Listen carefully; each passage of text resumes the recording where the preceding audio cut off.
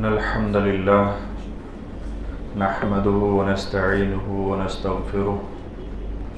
ونعوذ بالله من شرور أنفسنا ومن سيئات أعمالنا من يهده الله فلا مضل له ومن يضلل فلا هادي له وأشهد أن لا إله إلا الله وحده لا شريك له وأشهد أن محمدا عبده ورسوله يا أيها الذين آمنوا اتقوا الله حق تقاته ولا تموتن إلا وأنتم مسلمون يا أيها الناس اتقوا ربكم الذي خلقكم من نفس واحدة وخلق منها زوجها وبث منهما رجالا كثيرا ونساء واتقوا الله الذي تساءلون به والأرحام إن الله كان عليكم رقيبا يا أيها الذين آمنوا اتقوا الله وقولوا قولا سديدا يصلح لكم أعمالكم ويغفر لكم ذنوبكم ومن يطع الله ورسوله فقد فاز فوزا عظيما أما بعد فإن خير الحديث كتاب الله وخير الهدي هدي محمد صلى الله عليه وسلم وشر الأمور محدثاتها وكل محدثة بدعة وكل بدعة ضلالة وكل ضلالة في النار فأعوذ بالله السميع العليم من الشيطان الرجيم من همزه ونفخه ونفثه بسم الله الرحمن الرحيم فإن آمنوا بمثل ما آمنتم به فقد اهتدوا وإن تولوا فإنما هم في شقاق فسيكفيكهم الله وهو السميع العليم وقال عز وجل في مقام آخر ومن يشاقق الرسول من بعد ما تبين له الهدى ويتبع غير سبيل المؤمنين نوله ما تولى ونصله جهنم وساءت مصيرا رب اشرح لي صدري ويسر لي أمري واحلل عقدة من لساني يفقهوا قولي سبحانك لا علم لنا إلا ما علمتنا إنك أنت العليم الحكيم اللهم انفعني بما علمتني وعلمني بما ينفعني وزدني علما. حاضرین جمعہ، نوجوان ساتھیوں، ہر قسم کی تعریف، بڑائی اور بزرگی، حمد و ثنا صرف اور صرف اللہ رب العالمین کے لیے لائق اور مناسب ہے۔ وہ ہمیشہ سے ہے، ہمیشہ رہے گا اور تن تنہا نظام کائنات کو چلا رہا ہے۔ وہ جب چاہے جو چاہے کرنے پر قادر ہے، کوئی اس کو عاجز اور بے بس کرنے والا نہیں ہے۔ بعدہ بے شمار انگنت درود و سلام ہو آدم علیہ السلام سے لے کر محمد رسول اللہ صلی اللہ علیہ وسلم تک تمام انبیاء کرام علیہ السلام پر، خصوصاً محمد رسول اللہ صلی اللہ علیہ وسلم پر، جنہیں اللہ رب العالمین نے بشیر و نذیر رحمت للعالمین بنا کر بھیجا، جنہوں نے اللہ رب العالمین کا دیا ہوا دین، اللہ رب العالمین کی نازل کردہ شریعت کو مکمل طور پر ہو بہو امت تک پہنچا دیا۔ اللہم صلی علی محمد وعلی آل محمد کما صلیت علی ابراہیم وعلی آل ابراہیم انکا حمید مجید۔ اللہم بارک علی محمد وعلی آل محمد کما بارکت علی ابراہیم وعلی آل ابراہیم انکا حمید مجید۔ محترم حاضرین، جمعہ کے خطبے کا جو موضوع ہے وہ چل رہا ہے منہج سلف۔ یہ ایسا موضوع ہے جس کے بارے میں جاننا یا علم حاصل کرنا ہم سب کے لیے نہایت ہی مفید ہے اور ضروری بھی ہے۔ یہ ایسا موضوع ہے کہ شاید آپ کو پروگراموں میں جلدی سننے کو ملے، کیونکہ اکثر و بیشتر جو بھی پروگرام ہوتے ہیں، جلسے یا درس وغیرہ، وہ خاص کسی موضوع پر ہوتے ہیں، اکثر و بیشتر اعمال پر یا نواہی پر یا تو عوامی پر، انہی دونوں پر ہوتے ہیں۔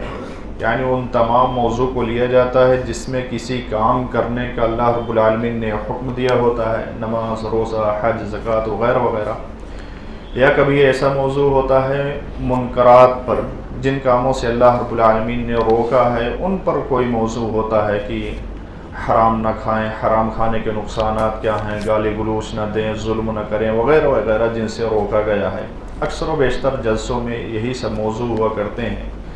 یہ نہایت ہی حساس موضوع ہے منہج سلف۔ اب غور سے سنیں گے تو انشاءاللہ بہت زیادہ فائدہ ہوگا،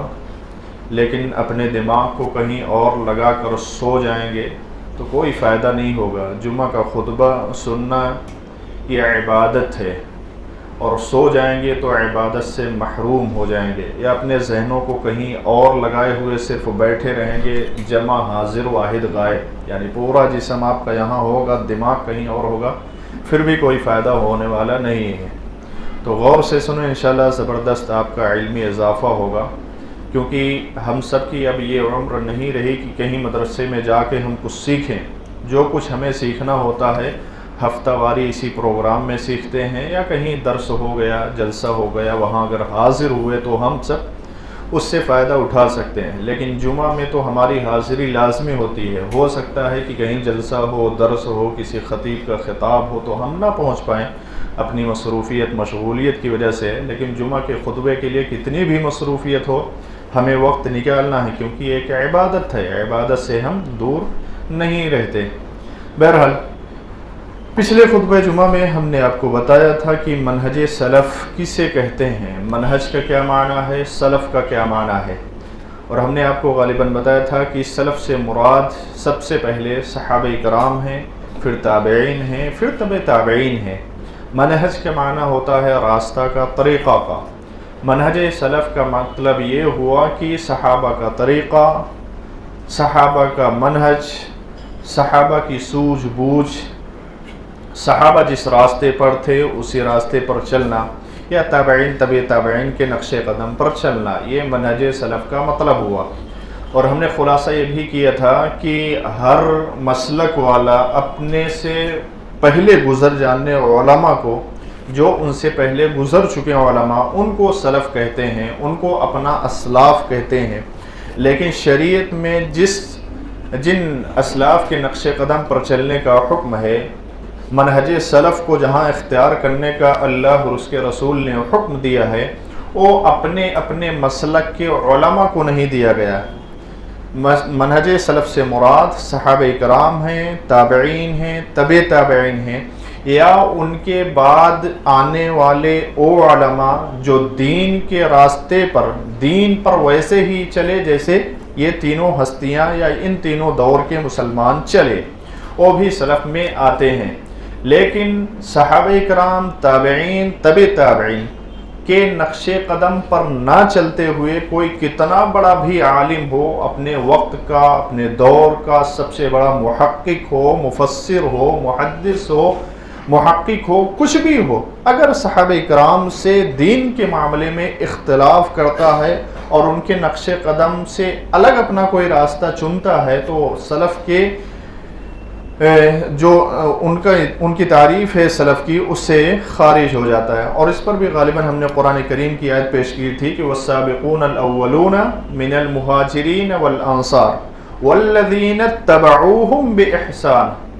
یہ ہم نے دلیل پیش کی تھی۔ بہرحال منہج سلف کا خلاصہ یہی کہ صحابہ کے طریقے پر چلنا۔ اگر کوئی انسان منہج سلف سے ہٹتا ہے تو گمراہ ہوگا، یہ اللہ رب العالمین کی طرف سے بھی حکم ہے، اور ہمارا دعویٰ بھی ہے کہ حقیقت میں جو منہج سلف سے انحراف کرے گا، صحابہ کرام نے قرآن و حدیث کا جو معنی متعین کر دیا ہے، جو معنی، جو مطلب کسی بھی آیت کا، کسی بھی حدیث کا صحابہ کرام نے سمجھا ہے، اس معنی اور مطلب کو نہ سمجھ کر لغت کے اعتبار سے اپنی سمجھ بوجھ سے کوئی معنی کوئی انسان متعین کرے گا تو گمراہ ہوگا۔ دلیل بے شمار آیتیں ہیں۔ مثال کے طور پر امت کے سامنے بہت سارے اختلافات ہیں، ان اختلافاتوں میں سے اختلاف یہ بھی پایا جاتا ہے کہ نبی کریم صلی اللہ علیہ وسلم کو لے کر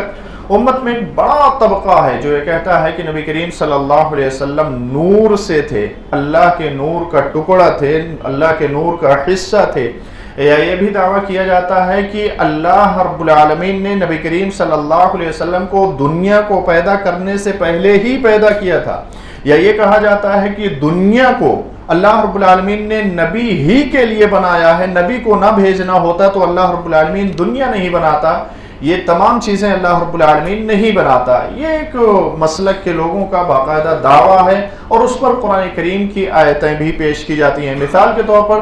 قرآن کریم کی آیت پیش کرتے ہوئے کہا جاتا ہے قد جاءکم من اللہ نور و کتاب مبین، یقیناً اللہ کی طرف سے نور، قد جاءکم من اللہ نور و کتاب مبین، اور کھلی ہوئی کتاب آئی ہے۔ یہاں نور سے کیا مراد لیتے ہیں؟ نبی کریم صلی اللہ علیہ وسلم کی ذات کو مراد لیا جاتا ہے۔ اب بے شمار افراد ایسے ہیں، ایک مسلک کے لوگوں کا تو ایسا عقیدہ، دوسرے مسلک کے لوگ کہتے ہیں نہیں، نبی کریم صلی اللہ علیہ وسلم نور نہیں تھے، بشر تھے، انسان تھے، اور انسان ہونے کے ناطے اللہ رب العالمین نے آپ کو یہ مقام دے دیا تھا کہ تمام انسانوں میں سب سے افضل تھے۔ بشر ہونا یہ نبی کی شان کے خلاف نہیں ہے، اور نبی کی شان کے خلاف بشر ہونا نہیں، بلکہ جتنے انبیاء کرام علیہ السلام آئے سب بشر تھے، اور خود نبی کریم صلی اللہ علیہ وسلم بھی بشر تھے۔ اب اس نور کا کیا معنی لیا جائے؟ اب اس میں اختلاف ہو گیا نا، نور ہیں کہ بشر ہیں، نور سے کیا مراد ہے؟ ہم کہتے ہیں قرآن کریم کی آیت آ گئی، صحابہ نے اس آیت کو پڑھا یا نہیں پڑھا، صحابہ کرام نے اس آیت کو سمجھا یا نہیں سمجھا، صحابہ کرام نبی کریم صلی اللہ علیہ وسلم کے تعلق سے کیا عقیدہ رکھتے تھے، صحابہ کرام نبی کریم صلی اللہ علیہ وسلم کو کیا مانتے تھے، بشر مانتے تھے کہ نور مانتے تھے؟ اگر نور مانتے تھے تو ہم بھی نور مانیں گے، اور بشر مانتے تھے تو ہم بھی بشر مانیں گے، اور صحابہ کرام جو مانتے تھے وہی مانیں گے۔ اس کے علاوہ پوری دنیا کے مسلمان ایک طرف ہو جائیں، نبی کریم صلی اللہ علیہ وسلم کو نور مانیں، لیکن صحابہ کرام نے اگر بشر مان لیا ہے تو ہم بشر ہی مانیں گے۔ اسی طریقے سے امت کے سامنے ایک اور اختلاف آتا ہے،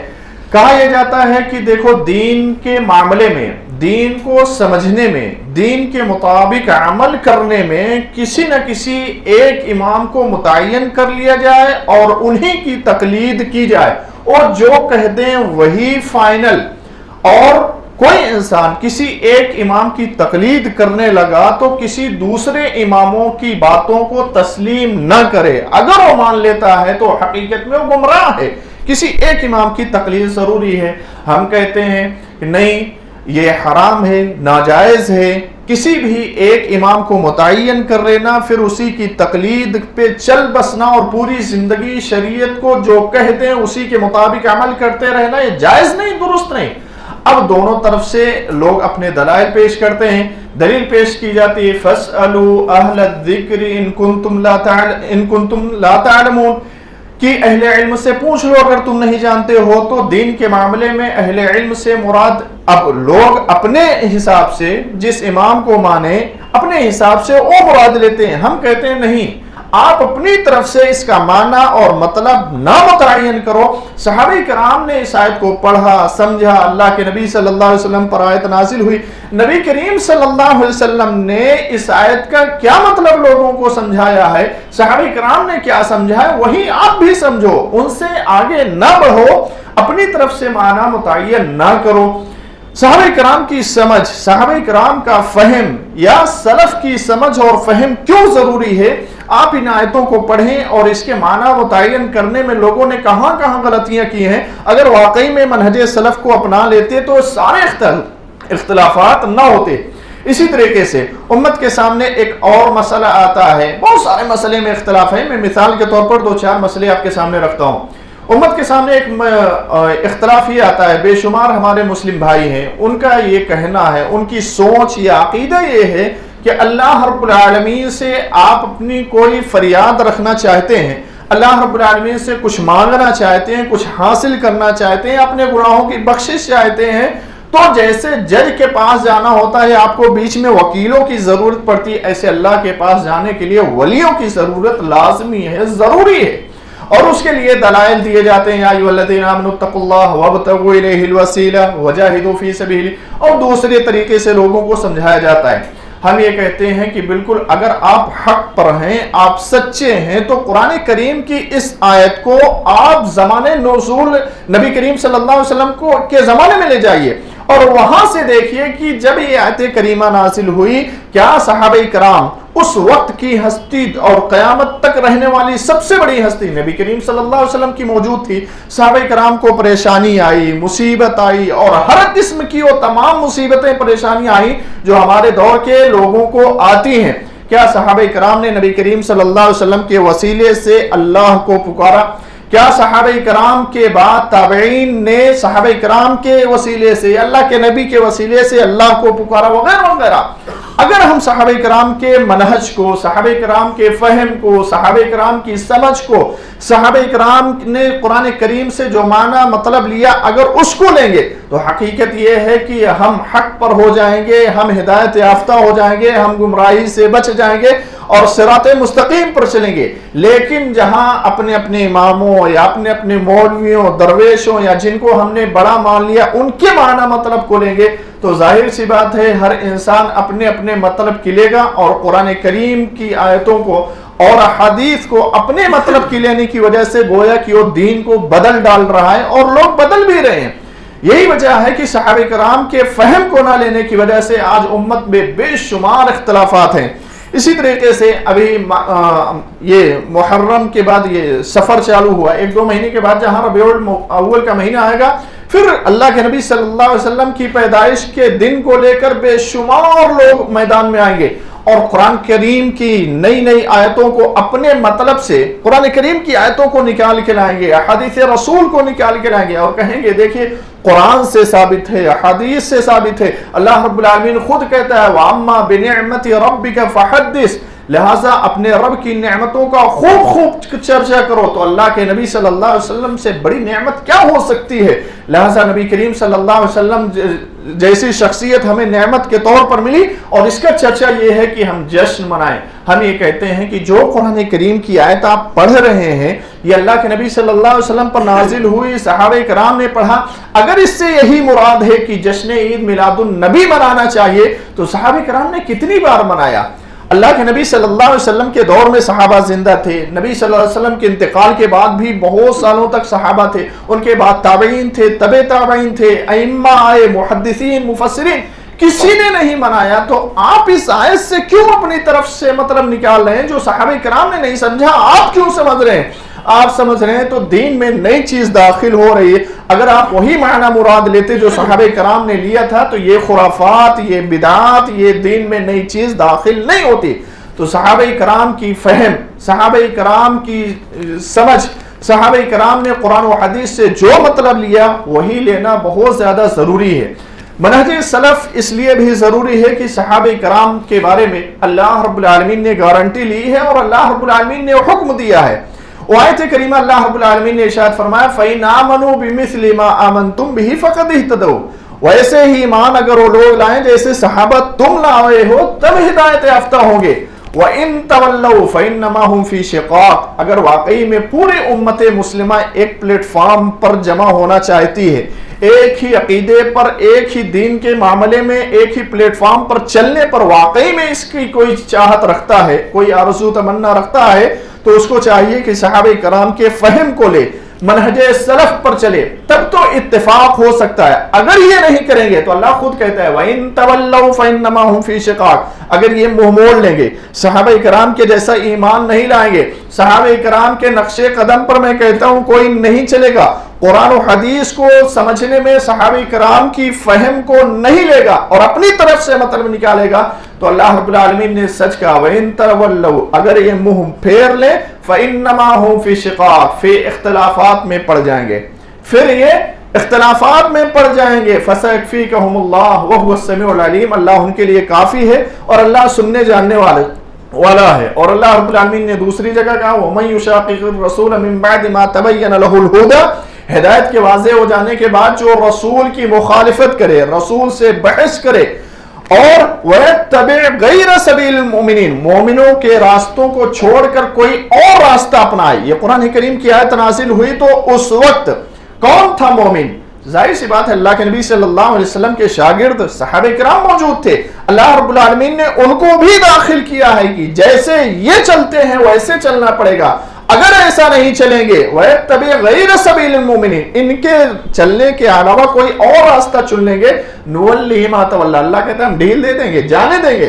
جس راستے پر چل رہے ہیں ہم چلنے دیں گے۔ لوگ کہتے ہیں اگر ہم گمراہ ہیں، اگر ہم صراط مستقیم سے بھٹکے ہوئے ہیں، اگر ہم غلط راستے پر چل رہے ہیں تو ہماری تعداد کیسے اتنی بڑی ہے؟ تعداد اس لیے بڑھی ہے کہ اللہ نے چھوڑ دے دیا ہے، جہاں جاؤ جاؤ،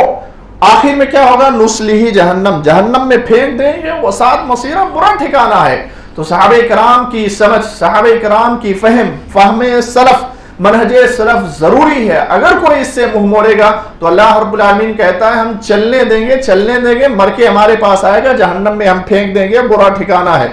صحابہ کرام کی سمجھ ضروری ہے، اس لیے کہ اللہ رب العالمین نے اس کا حکم دیا ہے کہ صحابہ کرام کے جیسا ایمان لاؤ، صحابہ کرام کے جیسی زندگی گزارو۔ صحابہ کرام کی سمجھ اس لیے بھی ضروری ہے کہ صحابہ کرام سے زیادہ سمجھدار اس دنیا میں کوئی اور دین کے معاملے میں اور کوئی نہیں گزرا۔ وجہ یہ تھی قرآن کریم کی آیت نازل ہوتی نبی کریم صلی اللہ علیہ وسلم پر، اور اللہ کیا فرمانا چاہتا ہے نبی کریم صلی اللہ علیہ وسلم سے بالکل واضح کر دیتا، اور صحابہ کرام کو اللہ کے نبی خود پڑھاتے تھے، خود اس کا معنی، اس کا مطلب بتاتے اور سمجھاتے تھے۔ ایسا نہیں ہے، بلکہ آپ دیکھیں مصنف ابن ابی شیبہ میں باقاعدہ روایت موجود ہے اللہ کے نبی صلی اللہ علیہ وسلم کے تعلق سے ہے کہ ابو عبد الرحمن تابعی بتاتے ہیں کہ صحابہ کرام سے ہم نے یہ سیکھا ہے کہ صحابہ کرام بیان کرتے ہیں اللہ کے نبی صلی اللہ علیہ وسلم سے ہم 10 آیتیں سیکھتے تھے، 10 آیتیں سیکھتے تھے۔ کیسے؟ پڑھنا سیکھتے تھے، وہ 10 آیتیں یاد کرتے تھے، اس کو پڑھنا سیکھتے تھے، بعد میں اس کے معنی، اس کے مطلب کو سیکھتے تھے، پھر اس پر عمل کرتے تھے۔ 3 دور گزرتا، پہلے تو یاد کر لیتے اس کو، 10 آیتیں اچھے سے یاد کر لیتے، کیسے پڑھنا ہے نبی کریم صلی اللہ علیہ وسلم سے سیکھتے، پھر ان 10 آیتوں کا معنی کیا ہے، مطلب کیا ہے، اس کو سیکھتے، اس کو سمجھتے، پھر سمجھ کر اس کو جان کر اللہ کے نبی صلی اللہ علیہ وسلم سے سیکھ کر پھر اس پر عمل کرتے تھے۔ اس کے بعد جب یہ تینوں کام کر لیتے پھر اگلی 10 آیتیں اللہ کے نبی صلی اللہ علیہ وسلم سے سیکھتے تھے۔ تو اللہ کے نبی صلی اللہ علیہ وسلم سے اچھا، اللہ کے نبی صلی اللہ علیہ وسلم سے بہتر کوئی معلم دنیا میں نہ پیدا ہو سکتا ہے نہ پیدا ہوا ہے۔ اللہ کے نبی صلی اللہ علیہ وسلم کے شاگرد صحابہ کرام، ان سے اچھا شاگرد قیامت تک نہ کوئی ہو سکتا ہے نہ ہوگا، اور جو کچھ انسان سیکھتا ہے وہی دوسروں کو ٹرانسفر کرتا ہے، وہی دوسروں کو بتاتا ہے، جس کے بارے میں جانے گا نہیں اس کو بتائے گا کیا؟ صحابہ کرام نے قرآن کو اور حدیث کو نبی کریم صلی اللہ علیہ وسلم سے خوب سمجھا اور اس کو تابعین کو بتایا، تابعین نے تبع تابعین کو بتایا، یہ سلسلہ ایسے چلتا رہا، اور آج تک قرآن اور حدیث کے وہی معنی، وہی مطلب آج بھی موجود ہیں، لوگ آج بھی اس پر چل رہے ہیں، اور قیامت تک اللہ رب العالمین اس کو جب تک چاہے گا باقی رکھے گا، اور اس پر قائم رہنے والے قیامت تک لوگ رہیں گے۔ اللہ کے نبی صلی اللہ علیہ وسلم سے لے کر قیامت تک قرآن و حدیث کو اسی معنی مطلب کے ساتھ سمجھنے اور چلنے، اس پر عمل کرنے کے اعتبار سے اللہ کے نبی صلی اللہ علیہ وسلم سے لوگ باقاعدہ آ رہے ہیں اور قیامت تک پائے جائیں گے۔ اسی طریقے سے صحابہ کرام کی سمجھ، منہج سلف ضروری اس لیے ہے کہ دنیا کے ایک اصول ہے، دنیا کے ایک دستور ہے، نظام ہے کہ کہیں پر بھی کوئی قانون بن رہا ہے، کوئی چیز پاس ہو رہی، جو لوگ اس میں شامل ہوتے ہیں اور اس کو زیادہ سمجھتے ہیں، بعد میں آنے والے اس کو اس طریقے سے نہیں سمجھ سکتے۔ جب کوئی قانون بن رہا ہے، کوئی دستور بن رہا ہے، جو لوگ اس میں شامل ہیں، وہاں موجود ہیں، وہ زیادہ سمجھتے ہیں کس پس منظر میں اس کو بنایا جا رہا ہے، کس پس منظر میں، کس ماحول میں اس کو لکھا جا رہا ہے، اس وقت کے ماحول کیا ہیں، تو اس وقت وہاں جو موجود ہوتا ہے وہ قانون کو زیادہ سمجھتا ہے۔ ایسے ہی قرآن کریم کی جب بھی کوئی آیت نازل ہوتی یا اللہ کے رسول صلی اللہ علیہ وسلم جب بھی کوئی فرمان جاری کرتے، صحابہ کرام سے زیادہ کون سمجھے گا؟ اللہ کے نبی صلی اللہ علیہ وسلم کے پاس آپ دیکھیے کہ ایک ہی سوال لے کر کئی لوگ آتے، اور اللہ کے نبی صلی اللہ علیہ وسلم کسی کو کہتے سب سے اچھا عمل یہ ہے کہ ماں باپ کی خدمت کرو، کسی کو کہتے سب سے اچھا عمل ہے نماز وقت پر پڑھو، کسی سے اللہ کے نبی صلی اللہ علیہ وسلم یہ کہتے ہیں کہ جہاد سب سے اچھا عمل ہے، وغیرہ وغیرہ۔ سوال ایک جیسا لیکن جواب الگ الگ، حالات کے اعتبار سے، لوگوں کی دلچسپی کے اعتبار سے، یا لوگوں کے اندر کس چیز کی کمی ہے اور کس چیز کی زیادتی ہے اس کے اعتبار سے اللہ کے نبی صلی اللہ علیہ وسلم جواب دیتے تھے. تو شریعت کو سب سے زیادہ سمجھنے والے صحابہ کرام، اور کبھی ایسا ہوا کہ سمجھنے میں کوئی غلطی کی ہے صحابہ کرام، اللہ کے نبی صلی اللہ علیہ وسلم نے ان کی اصلاح بھی فرمائی. ایسا نہیں کہ جو ان کے سمجھ میں آئے سمجھ لیے اور چلے گئے. کبھی اللہ کے نبی صلی اللہ علیہ وسلم نے وضاحت نہیں کی تو ان کے سمجھ میں جو آئے اس پر عمل کرنے لگے. نہیں، اللہ کے نبی صلی اللہ علیہ وسلم کبھی دیکھ لیتے، اس کی باقاعدہ تصحیح کر دیتے. یہ مہر شدہ صحابہ کرام ہے. اللہ کے نبی صلی اللہ علیہ وسلم کی تعلیم جو ان کو ملی ہے اس پر مہر لگی ہے. سنن نبی داؤد کی روایت بڑی مشہور ہے. اللہ کے نبی صلی اللہ علیہ وسلم حضرت عدی بن حاتم رضی اللہ تعالیٰ عنہ کے بارے میں مشہور ہے. قرآن کریم کی آیت نازل ہوئی روزے کے تعلق سے، وَكُلُوا وَاشْرَبُوا حَتَّى يَتَبَيَّنَ لَكُمُ الْخَيْطُ الْأَبْيَضُ مِنَ الْخَيْطِ الْأَسْوَدِ مِنَ الْفَجْرِ ثُمَّ أَتِمُّوا الصِّيَامَ إِلَى اللَّيْلِ. کھاؤ پیو یہاں تک کہ کالا دھاگا وائٹ دھاگا کالے دھاگے سے ممتاز ہو جائے، بالکل فرق دکھنے لگے. تو عدی بن حاتم رضی اللہ تعالیٰ عنہ نے دھاگے سے دھاگا ہی مراد لیا. انہوں نے اپنے اونٹ کی رسی کو، عقال کو اپنے تکیے کے نیچے رکھ لیا. صبح ہونے کا انتظار کرنے لگے اور سحری کھانے کے لیے اٹھے تو دونوں رسیوں کو، وائٹ اور بلیک کو لے لیا اور ساتھ میں رکھے. اب ان کے سامنے واضح نہیں ہو رہا ہے، اجالا ہوتے جا رہا ہے. اور بعد میں اللہ کے نبی صلی اللہ علیہ وسلم کے پاس گئے کہ اللہ کے نبی صلی اللہ علیہ وسلم سمجھ میں نہیں آ رہا ہے، بالکل باہر اجالا دکھتا ہے، ان دونوں میں فرق دکھائی نہیں دے رہا ہے، کب تک کھانا پینا ہے. اللہ کے نبی صلی اللہ علیہ وسلم نے کہا یہاں کالے دھاگے اور سفید دھاگے سے مراد دھاگا نہیں ہے، بلکہ دن کی سفیدی، رات کی تاریکی مراد ہے. اور شہر وغیرہ میں لائٹ ہوتی ہے، کم سمجھ میں آتا ہے. دیہات وغیرہ میں جو لوگ رہتے ہیں اور میدان بالکل کھلا رہتا ہے، فجر کے وقت دیکھیے ایک طرف سے اجالا ہلکا ہلکا آتا رہتا ہے اور دوسری طرف سے اندھیرا ہلکا ہلکا غائب ہوتا رہتا ہے. وہاں باقاعدہ سفیدی اور یہ اس کی بلیک پن بالکل صاف ظاہر ہوتا ہے کہ واقعی میں دن آ رہا ہے اور رات جا رہی، دونوں کی لکیر کا فرق دکھتا ہے. تو اللہ کے نبی صلی اللہ علیہ وسلم نے باقاعدہ سمجھایا کہ جس دھاگے سے مراد تم دھاگا لے رہے ہو، دھاگا نہیں بلکہ دونوں کا بارڈر مراد ہے. دن کی تاریکی، رات کی تاریکی اور دن کے اجالے یہاں مراد ہے. تو اللہ کے نبی صلی اللہ علیہ وسلم نے باقاعدہ اس کی اصلاح بھی فرمائی. اور یہی نہیں بلکہ صحابہ کرام بھی آپس میں کبھی قرآن و حدیث کو سمجھنے میں کوئی غلطی کر بیٹھتے تو فوراً صحابہ کرام اس کو ٹوکتے تھے. اسی حدیث میں غالباً یہ بھی ہے کہ ایک مرتبہ اللہ کے نبی صلی اللہ علیہ وسلم کے دور کے بعد ابو عبد الرحمن جو خالد بن ولید رضی اللہ تعالیٰ عنہ کے لڑکے ہیں، قسطنطنیہ فتح کرنے کے لیے گئے تھے. تو وہاں ایسا ہوا کہ جب یہ لوگ پہنچے میدان میں تو جو سامنے والے مخالفین تھے، دشمن تھے، باقاعدہ پورے سج دھج کے پورے لاؤ لشکر کے ساتھ پوری تیاری کے ساتھ کھڑے تھے. جذبہ جہاد میں ایک صحابی رسول نکلے اور جا کر اکیلے تنہا ان کے اوپر حملہ کر دیے. اللہ کے نبی صلی اللہ علیہ وسلم کے صحابہ وہاں موجود ہیں. صحابہ کرام میں سے کسی ایک نے یہ آیت کریمہ پڑھی اور کہا لا تلقوا بایدیکم الی التہلکہ، ان کو ایسا نہیں کرنا چاہیے. اللہ رب العالمین نے منع کیا ہے کہ اپنے ہی ہاتھوں اپنے آپ کو ہلاکت میں نہ ڈالو. اکیلے نہیں جانا چاہیے ان کو. ایک طرف فوج ہے تو ایک نظام ہے، سسٹم یہ ہے کہ فوج پر فوج حملہ کرے، یا تو کچھ لوگوں کا ایک دستہ تیار ہو جا کے حملہ کرے. اکیلے جا رہے ہیں، کتنے لوگوں کو مار پائیں گے؟ ابھی جھمب سے چاروں طرف سے گھیرے جائیں گے اور ان کو ہلاک کر دیا جائے گا. لا تلقوا بایدیکم الی التہلکہ، اپنے آپ کو اپنے ہی ہاتھوں ہلاکت میں نہ ڈالو. ابو ایوب انصاری رضی اللہ تعالیٰ عنہ وہاں موجود تھے. انہوں نے فوراً روکا اور ٹوکا، کہا اس آیت کا یہ مطلب تم لے رہے ہو غلط ہے. قرآن کریم کا یہ آیت کا مطلب ہے نہیں جو تم لے رہے ہو. قرآن کریم کی اس آیت کا مطلب یہ ہے کہ ہم لوگوں نے دیکھا کہ نبی کریم صلی اللہ علیہ وسلم کے دور میں اور بعد کے دور میں ہم نے یہ دیکھا کہ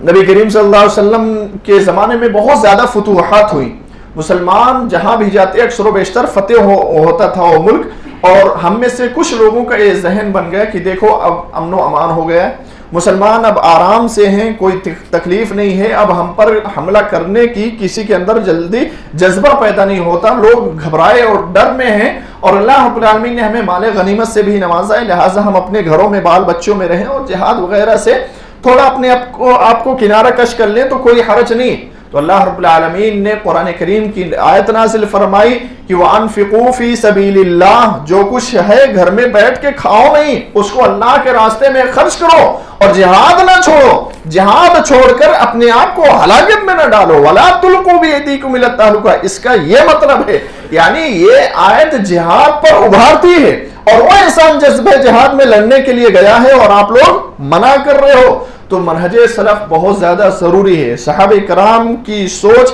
صحابہ کرام کا عقیدہ، صحابہ کرام کا عمل، صحابہ کرام نے قرآن و حدیث سے جو معنی مطلب لیا وہی لینا لازمی اور ضروری ہے۔ اگر کوئی اس کے برعکس کرتا ہے، ہر انسان اپنے علم کے مطابق، اپنی لغت کے اعتبار سے قرآن و حدیث کا معنی متعین کرنے میں اپنا دماغ لگائے گا، تو ظاہر سی بات ہے قرآن و حدیث میں اپنی طرف سے اور چیزیں داخل کرے گا جو اس میں نہیں ہے، جیسے ہم نے مثالوں سے بیان کیا۔ اللہ رب العالمین سے دعا ہے کہ باری تعالیٰ ہم تمام لوگوں کو جب تک اس دنیا میں باحیات رکھے، قرآن و حدیث کو ویسے ہی سمجھ کر عمل کرنے کی توفیق عطا فرمائے جیسے صحابہ کرام نے سمجھا اور عمل کیا۔ رب العالمین ہم تمام کو ہر قسم کے چھوٹے بڑے گناہوں سے محفوظ رکھے، خاص طور سے رب العالمین حفاظت فرمائے ہم سب کی شرک سے، بدعات سے، رسم و رواج سے اور ہر چھوٹے بڑے گناہوں سے۔ رب العالمین ہم تجھ سے بھی دعا کرتے ہیں کہ جہاں کہیں بھی مسلمان پریشان حال ہے ان کی پریشانیوں کو دور کر دے، جو مریض ہیں ان کو شفاء کلی عاجلی عطا فرما، جو مقروض ہیں ان کے قرض کی ادائیگی کا بندوبست فرما،